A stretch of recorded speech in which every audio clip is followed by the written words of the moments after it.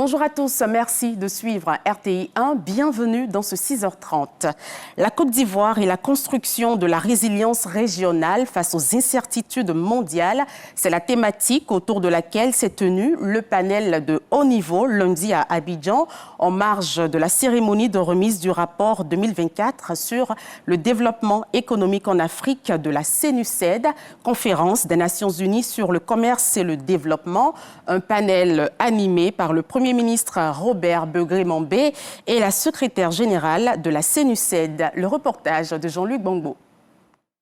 Face à une conjoncture mondiale marquée par des crises multiples, la Côte d'Ivoire peut jouer un rôle moteur dans la résilience économique de la région. C'est l'analyse de la CNUSED qui a présenté son rapport annuel 2024 sur le développement économique en Afrique.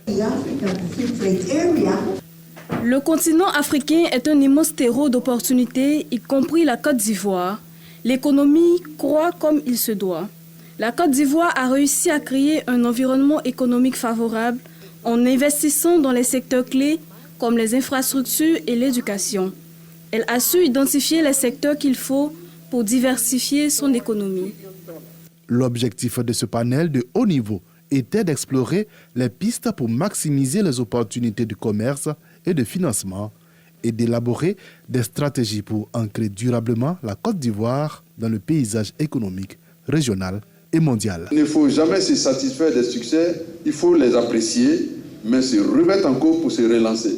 Voici un peu la philosophie d'action que nous retenons. La Côte d'Ivoire, par le PND, a su se doter des moyens nécessaires pour renforcer son dispositif économique en faisant en sorte que toutes les crises que nous avons vécues, la crise du Covid, la guerre en Ukraine et toutes les crises régionales que nous connaissons, ne soient pas un frein au développement de la Côte d'Ivoire. Bien au contraire, nous considérons que ce sont des instruments factuels qui doivent renforcer notre capacité de résilience. Le Premier ministre a en outre mis en exergue le rôle du secteur privé dans la transformation économique de la Côte d'Ivoire. Celui-ci devrait contribuer à environ 74% de l'investissement total nécessaire à la mise en œuvre du Plan national de développement du pays, PND 2021-2025. C'est une innovation bien accueillie par les populations. La procédure de demande en ligne du certificat de nationalité est effective depuis le 3 février dernier. Une mesure qui vise à fournir un acte de justice fiable et sécurisé aux usagers sans qu'ils se déplacent. Avec cette méthode, toute personne peut faire sa demande de certificat de nationalité en ligne à partir d'un smartphone ou d'un ordinateur. Konaté Moussa nous en dit plus. Au palais de justice de Yopougon, un QR code affiché. Il donne accès au site internet e-justice, la plateforme de digitalisation et de sécurisation des actes de justice. L'outil désormais pour se faire établir un certificat de nationalité à l'aide de son smartphone ou un ordinateur. Vous allez sur le navigateur, vous aurez un formulaire avec vos informations. Lorsque vous aurez fini de saisir vos informations, on va vous demander d'ajouter les pièces justificatives. Vous le ferez de manière électronique, donc vous allez charger ces différentes pièces. Et le modèle de notre plateforme permet d'analyser en fait les différentes informations qui sont contenues dans vos pièces et de les transmettre à la juridiction. Lorsque la juridiction reçoit votre demande, elle la traite comme ça se faisait au préalable. Et cette fois-ci, l'innovation, c'est qu'à chaque niveau du traitement, vous avez une notification qui vous dit que votre dossier est passé de tel bureau à tel bureau, de tel bureau à tel bureau, jusqu'à ce que la procédure finisse. Après ces étapes, les dossiers sont transmis au juge pour signature. À Yopougon, le président du tribunal procède à la validation des demandes traitées. Lorsque la procédure est achevée, que le magistrat signataire a signé l'acte en question, vous recevez une notification avec un lien sur lequel vous cliquez et vous aurez la possibilité de télécharger en version PDF la version électronique de votre certificat de nationalité. Cette version électronique produit les mêmes effets de droit que la version papier. Le coût de l'acte, il est dans la loi, il est de 2500 plus les frais de service vu que c'est une plateforme électronique qui sont à hauteur de 500 francs. Il faut bien expliquer aux populations. Donc ça fera que l'acte en lui-même, il sera à 3000 francs. Vous initiez la demande aujourd'hui, 3 jours plus tard, vous devez recevoir votre acte signé de manière électronique. Lancée le 30 janvier 2025 par le garde des Sceaux, ministre de la Justice, Jean-Sansan Kambili, l'opération est effective depuis le lundi 3 février. À la mi-journée du vendredi 7 février, soit 5 jours plus tard, plus de 1500 demandes de certificat de nationalité en ligne ont été traitées au tribunal de Yopougon. L'innovation vise la célérité pour l'obtention des actes de justice. Finit donc les nombreux déplacements, aussi les intermédiaires et autres démarcheurs. Avec la digitalisation, je pense que ça facilite les choses. Tu payes chez toi et puis tu payes en ligne. Quand tu viens, déjà tu viens pour récupérer. C'est facile. Oui, ça nous évite d'abord la ligne, le rang, les va-et-vient. On dépose le dossier matin, on revient le soir, récupérer. Bon, franchement, c'est bien. Pour quelqu'un qui doit faire son certificat de nationalité à Divo, peut rester par exemple à Bobo pour faire la demande en ligne. Voilà, et ça, c'est à saluer. À cela s'ajoute la fiabilité et la sécurité du document délivré. Aujourd'hui, la fiabilité se trouve dans la donnée.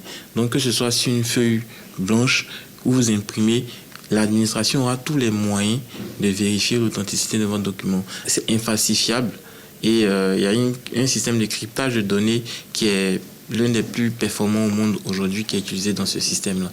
Selon le ministère de la Justice, le certificat de nationalité constitue 60% des actes de justice demandés dans les juridictions. Le processus de numérisation entamé concerne pour l'heure les tribunaux de Dabou et Yopougon. Des experts du ministère du Commerce et de l'Industrie se sont réunis hier mardi. Leurs travaux ont porté sur l'adoption du PACI, programme automobile de la Côte d'Ivoire. La rencontre s'est tenue dans la commune du Plateau. Juliette Ouéa a mis Sangaré. Le PACI, programme automobile de la Côte d'Ivoire, progresse bien. Ce projet vise prioritairement l'assemblage d'autobus, de camions, de remorques, minibus et autres véhicules utilitaires légers. À noter aussi la fabrication de composants automobiles et pièces de rechange afin de créer davantage de valeur ajoutée à l'horizon 2035. En 2035, on n'importera plus de véhicules d'occasion en Côte d'Ivoire. L'intérêt, c'est que le marché de véhicules neufs en Côte d'Ivoire se développe et le projet montre que le potentiel d'adultes qui vont, à raison de la croissance économique, qui vont avoir des ressources pour acheter un véhicule neuf va croître considérablement en Côte d'Ivoire et donc ça permettra de développer le marché. La deuxième mesure dans ce sens, c'est de faire des tests des véhicules d'occasion dans les pays d'origine pour qu'ils satisfassent aux normes ivoiriennes qui sont des normes internationales avant d'être importés. Ça nous permettra de vérifier l'aptitude de ces voitures à circuler sur nos voies parce que c'est conforme et de limiter les effets sur l'environnement, le carbone, etc. De telle sorte qu'aucun véhicule ne peut être importé en Côte d'Ivoire s'il n'est certifié au départ. Pour réussir le PACI, la Côte d'Ivoire s'inspire des expériences ghanéennes et sud-africaines. Ces deux pays ont réussi à se placer au devant de la scène africaine pour la construction automobile. Une autre réunion déterminante s'est tenue en début de semaine. Il s'agit de celle entre Maria Tokone, la ministre de l'Éducation nationale et de l'alphabétisation, et les fêtières des syndicats d'enseignants du secteur privé laïque et confessionnel de Côte d'Ivoire. Cette rencontre s'inscrit dans une dynamique de réflexion et de propositions visant à renforcer l'enseignement privé dans notre pays. Revalorisation salariale, formation des enseignants du privé, célébration du mérite, promotion de la qualité et de l'excellence. Ce sont entre autres les sujets abordés au cours des échanges. Sephora Zegui pour le compte-rendu. L'enseignement privé de Côte d'Ivoire, un secteur crucial qui fait face à de nombreux défis. Qu'il s'agisse du confessionnel ou du laïque, les acteurs veulent améliorer la qualité de l'enseignement qui joue un rôle essentiel dans la formation du capital humain du pays. La volonté de réforme semble plus forte que jamais. Discuter pour trouver des solutions. Nous sollicitons l'attention de l'État sur le traitement salarial des travailleuses et travailleurs du secteur éducation-formation confessionnel chrétien. Nous constatons des arriérés de salaire dans certains établissements. Nous sortons regardis, contents, parce que nous avons trouvé une oreille attentive à nos problèmes. Il nous a donné aussi des pistes pour que, au sortir de toutes nos actions, on trouve une école privée laïque vraiment performante. Mariatou Koné, la ministre de tutelle, lors de ces échanges, rappelle l'importance du secteur privé dans la formation des jeunes Ivoiriens. Cependant, elle souligne plusieurs dysfonctionnements qui minent la qualité de l'enseignement privé. Vous avez omis de dire qu'il y a des directeurs d'études sans autorisation de diriger. Vous avez omis de dire qu'il y a des enseignants sans autorisation d'enseigner, des éducateurs sans autorisation d'exercer, et tout cela en violation des textes en vigueur. La revalorisation des salaires a été arrimée à l'augmentation du SMIC.